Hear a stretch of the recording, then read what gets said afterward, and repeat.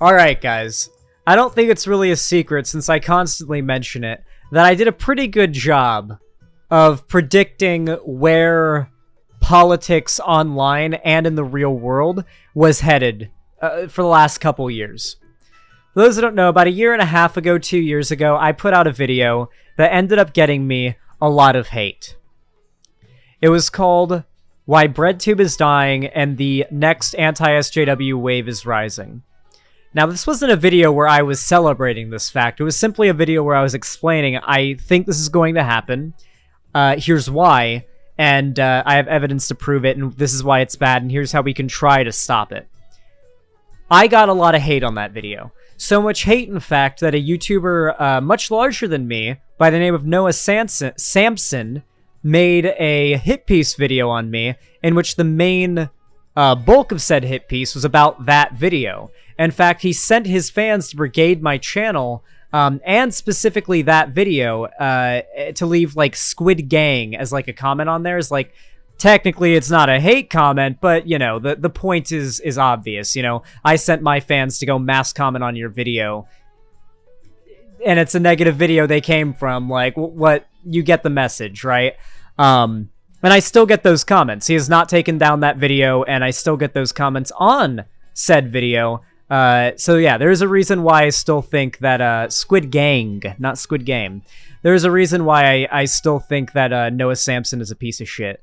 That video is still being up, of course. Regardless, though, what I will say is that I think it's time for another prediction, alright? I think it's time for another prediction. What do you guys think? Yeah, you guys think it's time for me to do another little predictorino? Here's the thing. How did I last time, you know, kind of see what was coming? And for those... Okay, wait, hold on. I should probably explain what I predicted. I've been saying for quite a few years now that we're going to see the trans rights debate become the most forefront of political issues that everybody is talking about within the next couple years, and it's going to be one of the defining civil rights movements of our generation. I've been saying that since 2019. The reason why I started saying that is because internet political figures were talking about it. Do not let people tell you that the internet has no effect on real-world politics. Right now, the internet is dictating real-world politics. Anything that you see right-wing figures talking about right now online, in a couple months or a couple weeks, you're going to see right-wing politicians talking about it. A lot of YouTubers and political pundits online almost seem like they're afraid to admit the reality that the internet is now dictating politics, because they're afraid people will say, you think that your little internet YouTube videos are having such an effect? No, my little internet YouTube videos are not having a big effect. Other internet YouTube videos are having a massive effect on the state of politics in the world. But first, they're affecting internet culture, and internet culture immediately bleeds out into the real world and becomes very dominant. So today, I want to talk about why I believe the right, at least here in America, is doomed to fail. Now, I'm not saying that the right is going to cease to exist or no longer be a threat. My point is that the right I believe the right is always going to have very short and small wins when they do achieve them. And more often than not, when they do get close to winning, they're still going to fail in the end. Allow me to explain. There was a time before this when we saw a very similar age of conservative demagogue and conservative cultural dominance online and in real life. And that was the Gamergate era. For those of you guys who weren't around for it or just don't remember, this was a time when, like, you had Trump on TV calling people triggered, and South Park making videos about how PC culture has gone too far, and the SJWs are crazy. Like things that had 2 years before just been internet, like, Gamergate topics, had now become the discussion politically, right? It happened to many people seemingly overnight, right? And it seemed like the domination of the right at the time. If you were a progressive, I know for a fact, if you were a progressive at the time, watching where society was headed and where the internet was headed culturally at that time, watching as it got more right-wing, more reactionary, more conservative during the Gamergate era, like 2014 to 2016, you probably thought it was hopeless. Like, how on earth are we to combat this cultural domination? Now, in the end, you may know, Trump ended up losing the next election. That massive cultural dominance that he had gained along with the rest of the right during, that era died out. It all ended up just being fluff and bluster. And the same thing is happening now, in my opinion. The same exact thing. Now, what ended up being the undoing of the right back during the Gamergate era was they succeeded, if I'm being honest. I think the right is doomed the second they start to win. You see, how much of conservative propaganda that you've seen relies on the idea that the right is being censored or attacked for their opinions? Half of their justification for their worldviews is that they're being censored and oppressed, and so that must mean they're saying something true, because why would they be censored, quote-unquote, for saying it if it wasn't true? That is their logic 50% of the time. Hypers in chat if you agree. I swear, I've watched a lot of conservative propaganda, and at the end of the day, like half of their arguments boil down to, look, if the left is trying to say what we're saying is wrong and repress us and censor us, then we must be onto something, right? Like, you guys have seen this, right? Like, I'm not delusional here. They'll, of course, also vaguely gesture to the idea that they're being censored and, cut down and not allowed to be given a platform, losing their platforms, even though the vast majority of their most popular figures are not actively being censored in any real capacity. Like, genuinely, like, Alex Jones is, like, the only one, really. Like, there are dozens of people larger than Alex Jones that are doing worse than him right now, like Matt Walsh, and they're fine. They're not even banned from YouTube or Twitter. Like, it is literally just they take a few selective instances where the worst of the worst conservatives have been banned, whitewash that person, and then claim the victim. At the end of the day, so much of right-wing propaganda is dependent on the right looking like the victim. Now, they will always claim to be the victim, but they will not always look like the victim. When they are quote-unquote not in power, they look like the victim. When they are in power, and you see the results of what happens when they are in power, they don't really look much like victims anymore. They look more like victimizers. There's something I need to explain to all of you. There is a very large group of people that I think the online left is very afraid to acknowledge exists, particularly online. And that is simply, here, imagine this, all right? Paint stream. Imagine you got this. You got like a few groups. Here you've got group 1, right? Here, you've got group 2. This is the internet, by the way. This is like this is representing the internet, okay? This whole circle represents the World Wide Web, okay? The nice little... Here, can I do the little E? Little internet E? Yeah, that's the Internet Explorer E. You guys get it. E. This is group 1. This is group 2. And this is group 3. Alright? I'm going to color code these groups. I'm going to let you guys guess which side is which.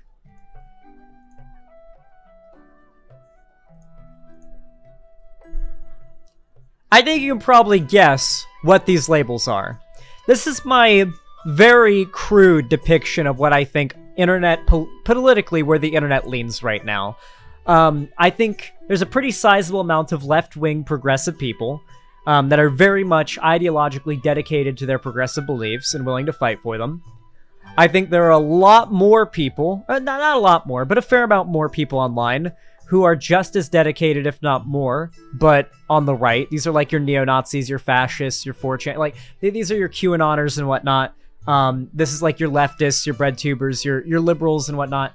And in the middle, we have the group that I really feel like the left is so bad at reaching, and I don't know how we reach them. And I honestly want to hear some suggestions from you guys in chat, because the right has always been really good at reaching them, but, and this is what will keep you from doomering, their support is very much temporary. This group are the people who just don't care. Listen, guys, I hate to say it, but there are a lot of people on the internet that just don't fucking care.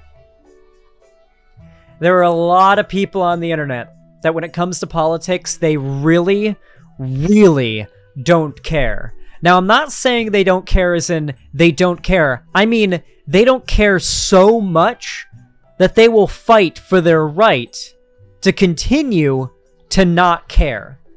They're very disaffected, politically uninterested, and when they go onto the internet, they're looking for escapism, entertainment, and just, they are not interested in politics. It is far from the last thing, like beyond the last thing on their mind when they get on the internet. They literally fight to get away from politics when it is discussed, okay? These people are anti-politics, all right?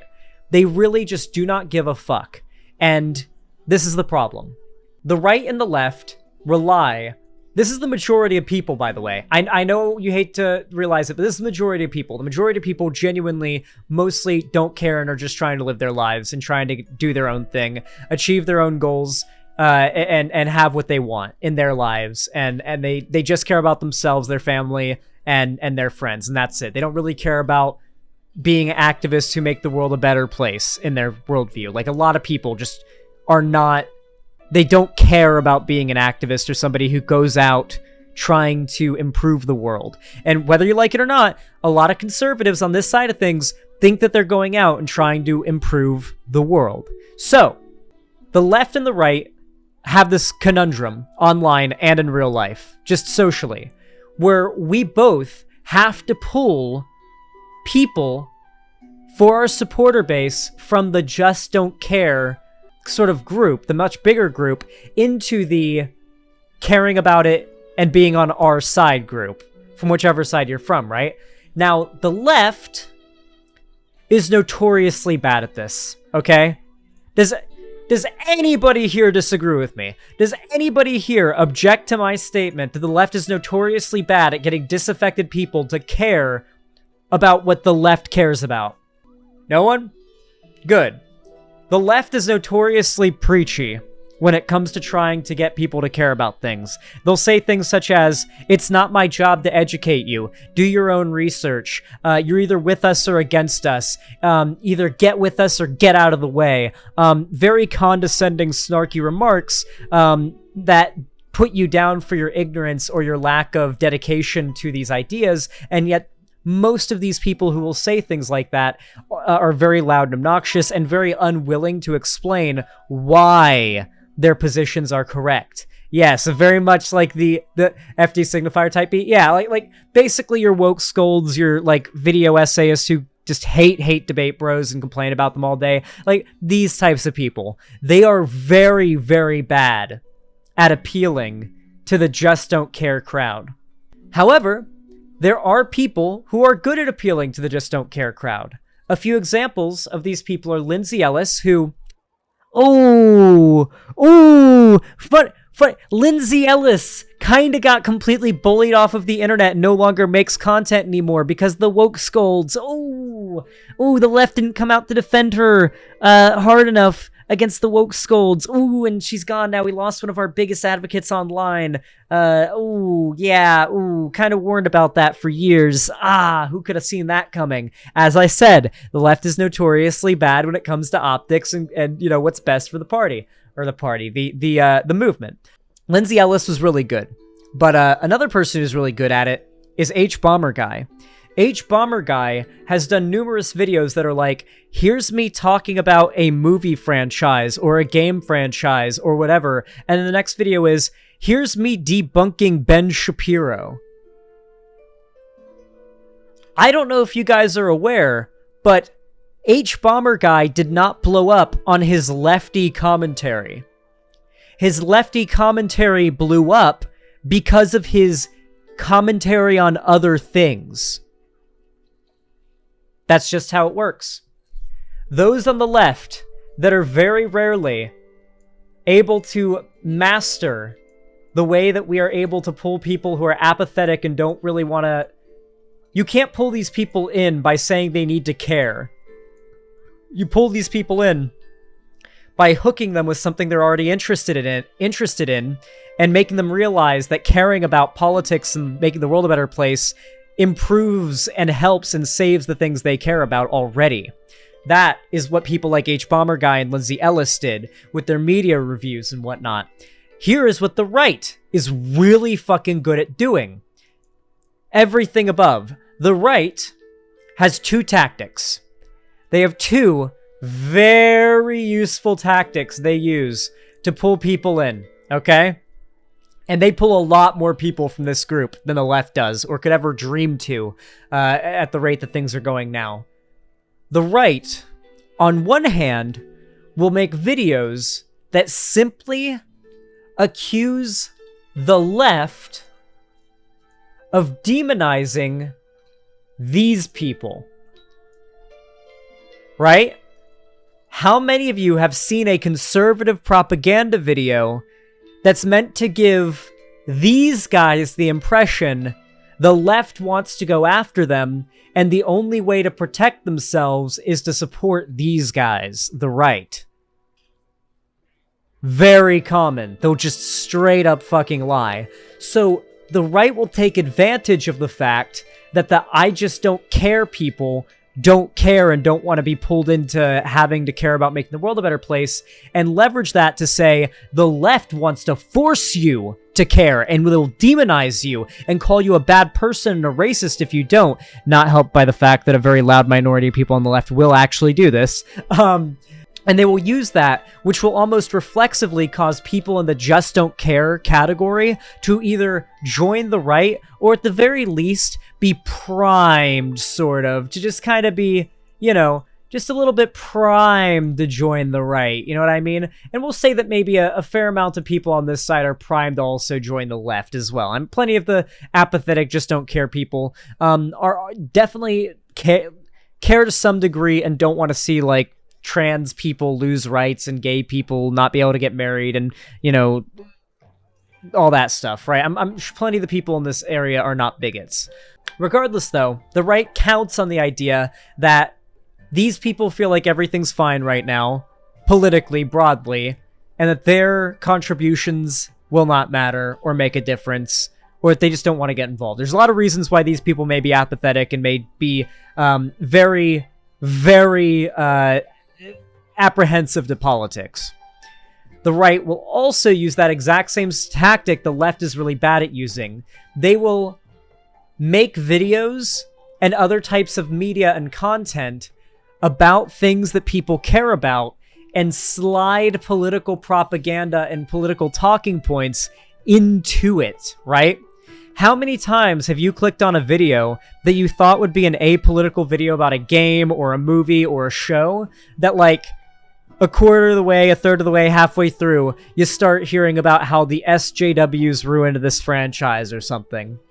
Like, nothing about the video's thumbnail, title, or anything would hint to you that this is a conservative propaganda video. You click it, it starts out fine, then the chud talking points fall in. You click on their YouTube channel, and it goes like, every other video is like a completely apolitical, like, pop culture video that pulls in millions of views, and then every other video is, here's how the SJWs want to hurt you and you need to be part of the right, vote Trump. You know, like, hypers in chat if you have seen this, at least once. I feel like I've seen it hundreds of times in my career. So is this all making sense so far, chat? Is my explanation making sense so far? Yeah? You guys are? Okay, good. Just making sure. I want to make sure nobody is left behind here, okay? No child left behind. So, here is why I think the right is doomed to fail.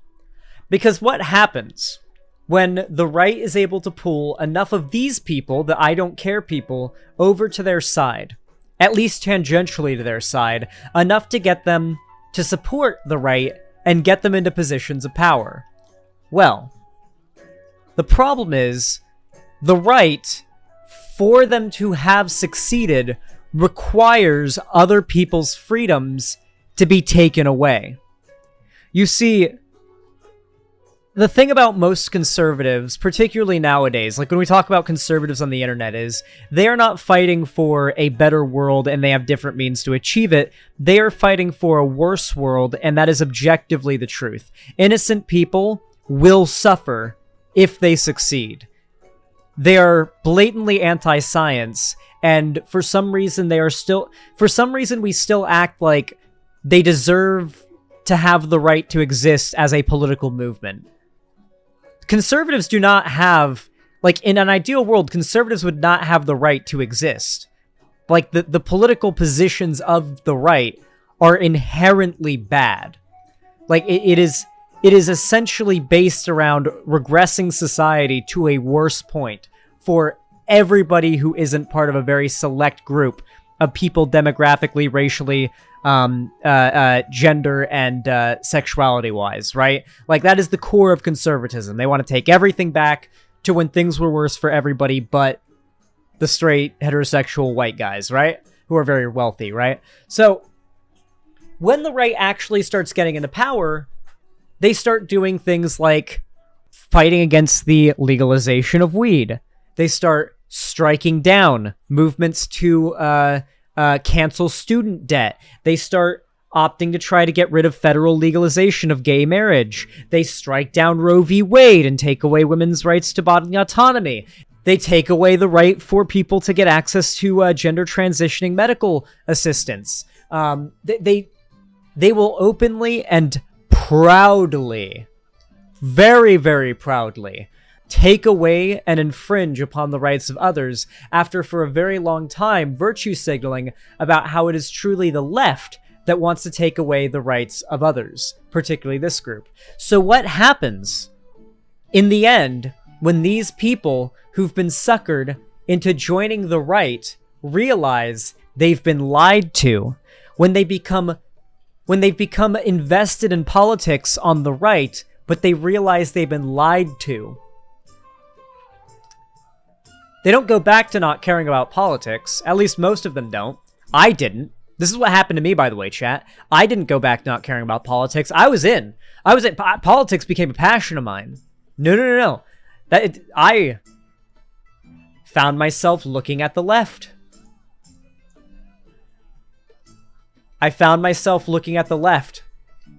Because when the right actually started to win, when Trump actually got elected and started winning and doing things, and the right actually started achieving their goals, very quickly the realization hit that, oh, when the right was in a relative position of not power and the left was dominant, and they were able to claim to be the victims, and they were able to say things would be better under them, and we wouldn't be attacked under them, they were lying.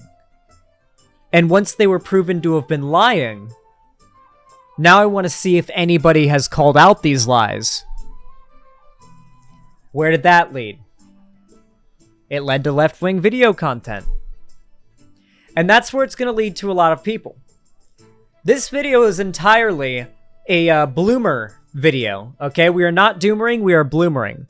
I correctly predicted another massive rise in conservative reactionary rhetoric online and in real life. A while ago, I predicted this was coming. And now I'm explaining my thinking, my reasoning, and the past evidence as to why I believe the right is doomed to once again suffer possibly an even greater fall than before. Now here's the fun part. Here's where I make my less general prediction. To be fair, me saying the right is going to have another cultural fall and this is why is a pretty general prediction. Here's my more specific prediction that I want you guys to hold me to. I think the next age of the right kind of falling is going to start with Elon Musk. Think about it. What better example of this tendency has recently happened than Elon Musk's acquisition of Twitter? Think about it.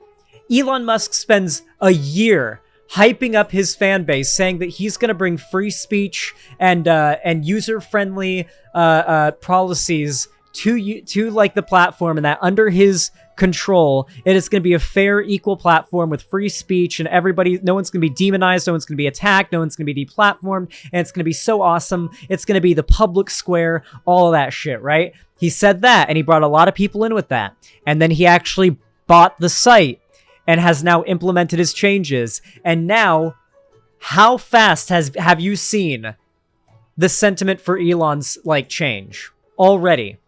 Something I also predicted correctly when Elon bought Twitter, that you would very quickly see the sentiment for, very quickly we were going to start to see hating Elon become more profitable than dick riding Elon. You're going to see a lot more Elon hate content online than pro-Elon content.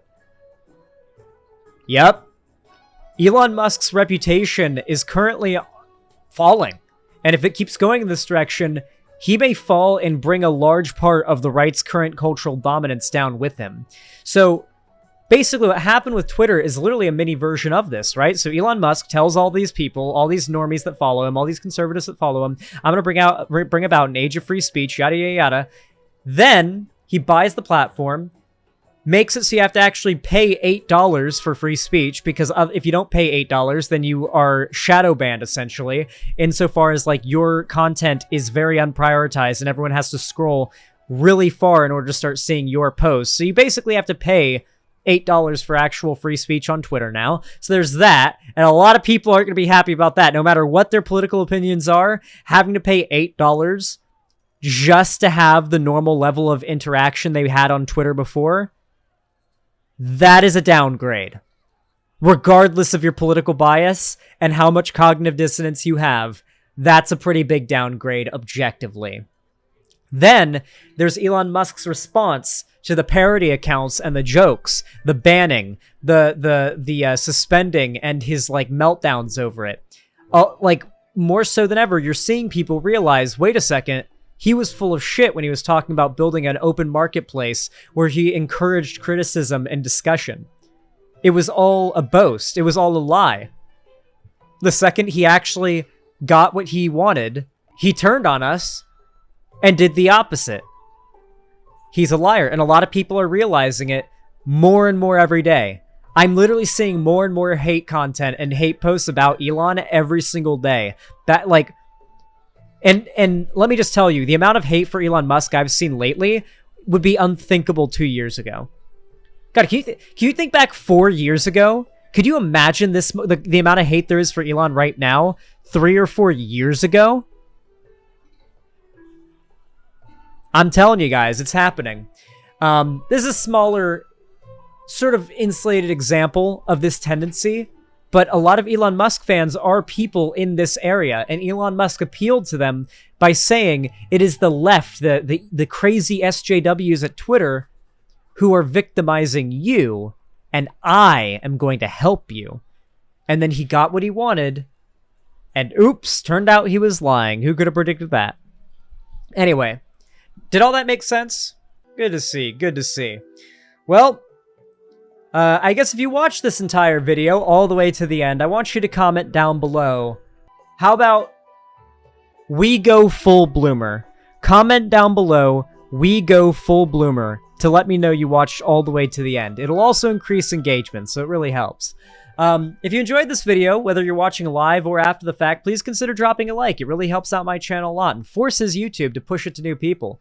If you want to see more from me, make sure to hit that subscribe button and hit the bell icon to turn on all notifications so YouTube actually tells you when I go live or I upload a new video. They won't do it otherwise, guys. You can also follow my social medias, linked down below, so you actually, can see me do other stuff online if you want to see more from me. And if you want to support me financially, so I can afford to escape this hell state that is banning vapes, which is an absolute nightmare. I need to get the fuck out of here and get to Seattle fast. Then you can donate, subscribe, or gift a sub on my website, xanderhall.com/live, or support me through YouTube, Twitch, Streamlabs, Stream Elements, or through Patreon.